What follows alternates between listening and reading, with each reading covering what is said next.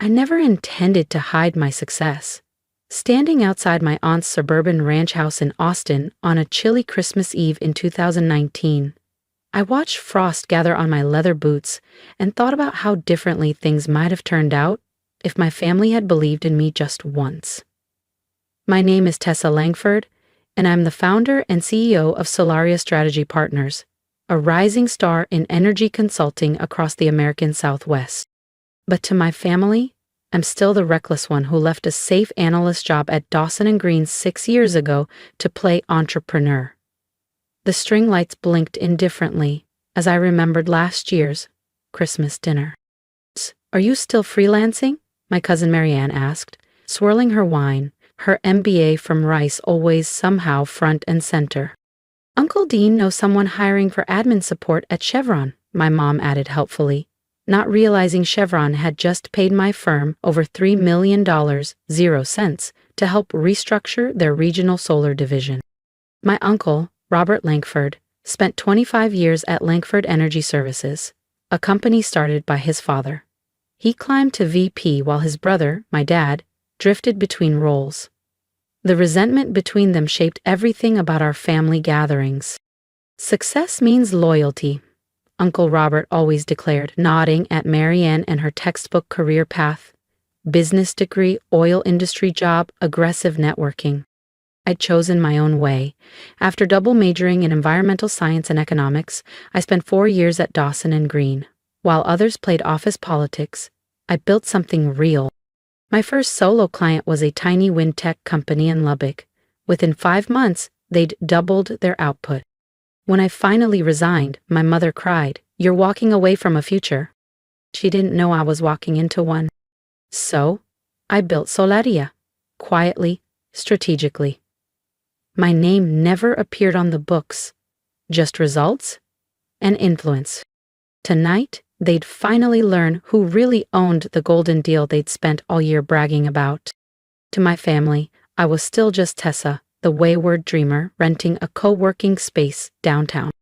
They didn't know that co-working space was a decoy. My actual headquarters took up the top 3 floors of Austin's premier high-rise overlooking Lady Bird Lake, but since no one in my family ever bothered to visit, the illusion remained intact.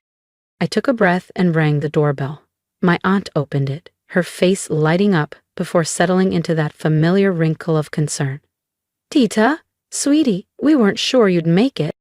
She hugged me quickly, then whispered, "Your Uncle Robert's here, with a few investors. Maybe don't bring up your little business tonight." Inside, the house buzzed with Christmas warmth, string lights, chatter, catered hors d'oeuvres. Oil executives mingled with family, and of course, Marianne was holding court by the fireplace, flashing her engagement ring to anyone who'd listen. Her fiancé Jared, now a junior VP at Langford Energy, stood nearby, soaking in every compliment. "Tessa!" my uncle called from the bar. He was already tipsy. "Come meet Glenn Martin from Velocity Core. They're hiring data entry." I almost laughed. Velocity Core was actually one of my clients. My team was finalizing their $120 million 0 cents transition into renewable assets. But to them, I was just another Langford who never quite lived up to the name. Before I could answer, Uncle Robert swept in, all charisma and arrogance, trailing 2 suited board members. My uncle's loud voice boomed, "These merger talks with Horizon Grid are killing me." I stiffened slightly. Horizon Grid was my company. A shell I'd formed precisely to bait Langford Energy into over-leveraging. "You know," my uncle mused, "if we could just get a meeting with Solaria Strategy Partners, this merger might actually move forward." "Too bad their CEO won't take meetings," one of the board members added. I sipped my cider to hide the smirk tugging at my lips. They didn't know she was already in the room. "Not yet," Uncle Robert growled, "but they'll have to meet with us eventually. We're Langford Energy, after all." I couldn't help myself. Maybe they're not impressed by the name anymore. The room fell silent. My uncle's drink froze halfway to his lips. My mother's eyes widened. My father's jaw clenched. "Tessa," he said sharply, but I didn't stop. "From what I hear, Langford's market share has shrunk. The merger with Horizon Grid isn't a bold expansion, it's a lifeline. The words landed like a slap. Years of being dismissed, of being the afterthought at family dinners, had finally reached a boiling point. Uncle Robert turned a deep shade of crimson. "How dare you? What would you possibly know about our business?" My father grabbed my elbow and pulled me toward the kitchen. "Now." Once inside, his voice dropped to a hiss. "Have you lost your mind? You embarrassed me in front of Robert and the board." I was just, "You've always been reckless," he snapped.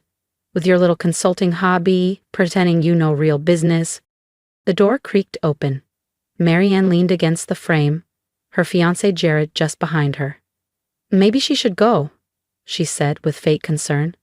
"We don't want to give Uncle Robert more stress. The merger matters more than her feelings." My father didn't hesitate. "She's right. Get out. We don't need some low-level consultant spreading rumors." I looked at them. My father's disappointment, Marianne's smug grin, my mother, silent as always, 5 years of hiding everything I'd built. All for this. "Fine," I said softly, grabbing my coat. "But remember this moment. Tomorrow's going to be enlightening." Jared scoffed. "What could you possibly do?" I smiled, thinking of the signed merger documents waiting on my desk, bearing the signature of T.L. Phoenix, CEO of Solaria Strategy Partners. "Merry Christmas," I said, stepping into the cold, moonlit night. The next morning, I walked into Solaria before sunrise. The city was quiet, but our offices were already buzzing. "Good morning, Miss Phoenix," Emma said as she handed me a fresh espresso. Only 3 people knew Tessa Langford and T.L. Phoenix were the same person. And today, that secret was about to shatter. If you've ever been underestimated by the people who should have known you best, hit subscribe, because the next part of this story proves just how powerful quiet success can be when it finally speaks. "The Langford Energy delegation is scheduled for 10 a.m., Emma said, stepping in with her tablet. "Your uncle has called 4 times, trying to push it earlier." I smiled, settling into my seat. The entire floor was built to command attention. Floor-to-ceiling windows showcasing the skyline, original sculptures, soft lighting, and at the center, my desk. Carved from reclaimed longleaf pine, a quiet nod to power with roots.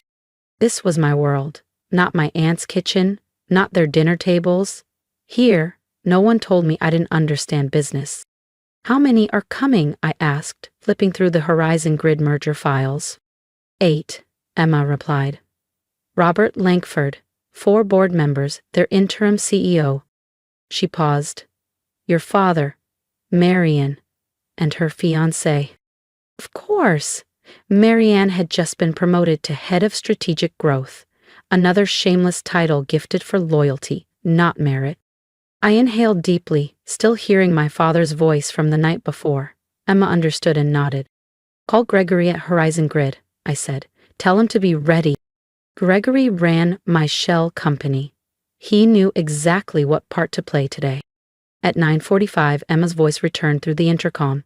"They've arrived, early, as expected." Let them wait 15 minutes. In that quiet time, I centered myself. No more masks, no more shrinking. At precisely 10 o'clock, I saw their outlines through the frosted glass. My uncle, pacing. My father, stern. Marianne, whispering to Jared. I adjusted my blazer, touched up my lipstick, and opened the door. Silence. Uncle Robert stood. "Excuse me, where's T.L. Phoenix?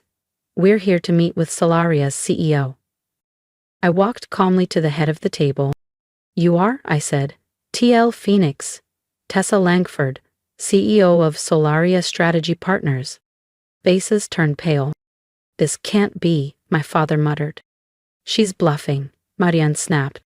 "Sit down," I said coolly, and she did. "Emma," I called, "distribute the merger packages." As the folders hit the table, I watched their worlds begin to unravel.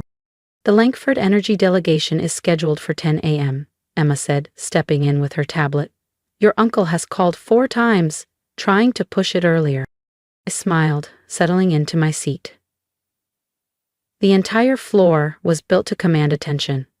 Floor-to-ceiling windows showcasing the skyline, original sculptures, soft lighting, and at the center, my desk, carved from reclaimed longleaf pine, a quiet nod to power with roots. This was my world, not my aunt's kitchen, not their dinner tables. Here, no one told me I didn't understand business. How many are coming? I asked, flipping through the Horizon Grid merger files. 8, Emma replied. Robert Langford, 4 board members, their interim CEO. She paused. Your father, Marianne, and her fiancé. 4th. Marianne had just been promoted to head of strategic growth. Another shameless title, gifted for loyalty, not merit. I inhaled deeply, still hearing my father's voice from the night before. Emma understood and nodded. Call Gregory at Horizon Grid, I said. Tell him to be ready. Gregory ran my shell company. He knew exactly what part to play today. At 9:45, Emma's voice returned through the intercom. They've arrived early, as expected. Let them wait 15 minutes. In that quiet time, I centered myself. No more masks, no more shrinking. At precisely 10 o'clock, I saw their outlines through the frosted glass. My uncle pacing, my father stern, Marianne whispering to Jared.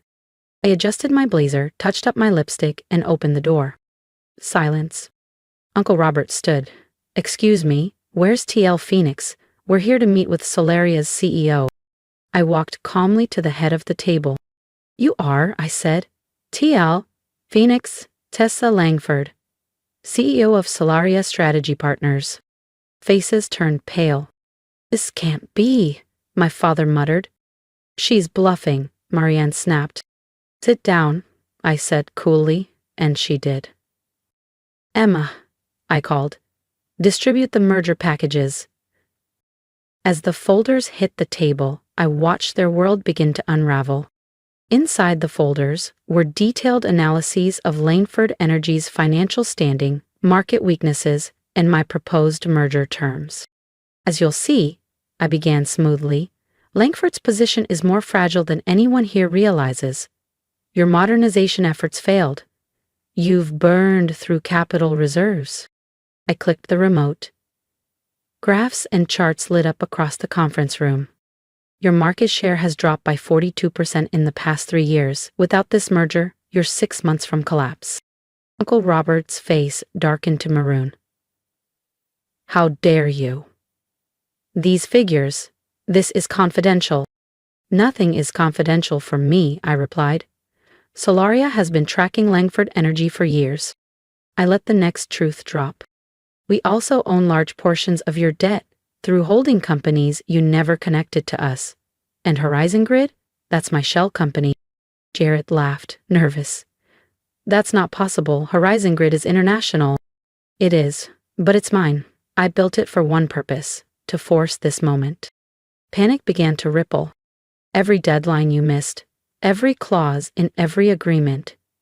You were playing against me. My father finally spoke. Why would you do this? I looked him in the eyes, because no one at this table ever believed I belonged here. Last night you kicked me out for speaking up. Today you'll listen. I pressed the button again. Charts turned to action items. This merger will happen, but on my terms. First, the entire board will resign. This is madness, Uncle Robert slammed the table. Then, Langford Energy collapses. Your call. The room erupted. Uncle Robert shouted legal threats. Marianne cried. The board whispered furiously. My father stared like he was seeing me for the first time. Eventually, silence returned. What are your terms? Robert asked at last. Restructuring, fresh leadership, and the end of nepotism. Marianne and Jared, he asked. Removed, I said. All future positions based on merit. You can't do this, Marianne sobbed. Dad, stop her. But he didn't. He couldn't, and he knew it. As they signed the final agreements, my father remained seated, eyes full of regret. Tessa, he started. You should go, I said quietly. Emma will show you out. He paused. I was wrong about you. Yes, I replied. You were. You were, I said. Merry Christmas. After they left, I stood at the window, watching the Austin skyline glow as twilight settled over the city. Emma stepped in, quietly handing me a glass of champagne. Congratulations, she said gently, though something tells me this isn't the end. She was right. This wasn't the finish line, it was the first mile. My family now knew who I really was, but they still didn't understand what I was capable of. Tomorrow would bring new headlines, new restructuring hurdles, and the media firestorm. But tonight, I allowed myself one breath of satisfaction. The woman they dismissed from Christmas dinner now controlled the fate of Langford Energy. Revenge didn't need to be loud, it only needed to be precise. I raised my glass toward the darkened window. Merry Christmas, I whispered. The weeks that followed were a whirlwind. News of my dual identity exploded across business media. Mystery CEO T.L. Phoenix unmasked. A billion-dollar secret hidden in plain sight. Every outlet wanted the story.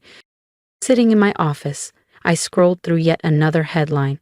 Tessa Langford, the consultant who outsmarted her legacy. My phone buzzed. Another message from Marianne. The 10th this week. I deleted it, unread. Ms. Phoenix, Emma said entering. The transition team is ready for final sign-off on the Langford Energy restructure. The past month had devastated my family. Uncle Robert resigned, trying, unsuccessfully, to sue. Our legal team buried him in evidence of mismanagement. My father retired early. He couldn't face reporting to his daughter. Marianne and Jared were the loudest. They painted me as vindictive on social media. But it backfired when journalists exposed the damage their decisions had caused. Then Emma returned, voice softer. Your mother's downstairs, she wants to see you. I froze. My mother hadn't reached out once since the takeover. Send her up. A few minutes later, she stepped inside, visibly out of place in this space of glass and steel. She looked around, stunned. Tessa, she whispered, nervously twisting her hands. This is quite an office, my mother said quietly. What do you want, Mom? She sank into one of the guest chairs, looking smaller than I'd ever seen her. Your father's not well. The stress, everything. It's taken a toll. Marianne's engagement ended. Jared walked out after losing his role. The family's unraveling. I kept my voice steady. That's unfortunate. But business decisions aren't built on sentiment. Langford Energy is already showing signs of recovery. I'm not here about the company, she whispered. I'm here to understand. You worked so hard. We thought you were struggling. Why didn't you tell us? I let out a dry laugh. Tell you? Every success was ignored. When I made my first million, you were celebrating Marianne's promotion. When I bought my first firm, you told me to apply for entry-level admin. We were trying to help. No, you were trying to force me into your box. Tears welled in her eyes. We were wrong. But you chose not to see me, I said quietly. Can't we fix this? Langford Energy will be fixed, I replied. But the family? That's not my priority. Emma will show you out. As I raised my pen to sign, I heard my grandmother's voice in memory. Something she once told me before she passed. Success isn't about proving others wrong, Tessa. It's about proving yourself right. And I signed the final document. 6 months later, Langford Energy's valuation had doubled under its new leadership. Messages flooded in from family, some furious, others suddenly sentimental. I replied to none, until one message caught my eye. Sophie Langford, Uncle Robert's youngest, the only one who'd never mocked me. I don't want anything, just wanted to say you inspired me. Watching you claim your power gave me the courage to try. I'm starting something of my own. For the first time in months, I smiled at a family message. Anna, I called. Schedule a lunch with Sophie Langford and look into her startup. Emma tilted her head. As family? No, I said. as an investor interested in real potential. That's the legacy I wanted.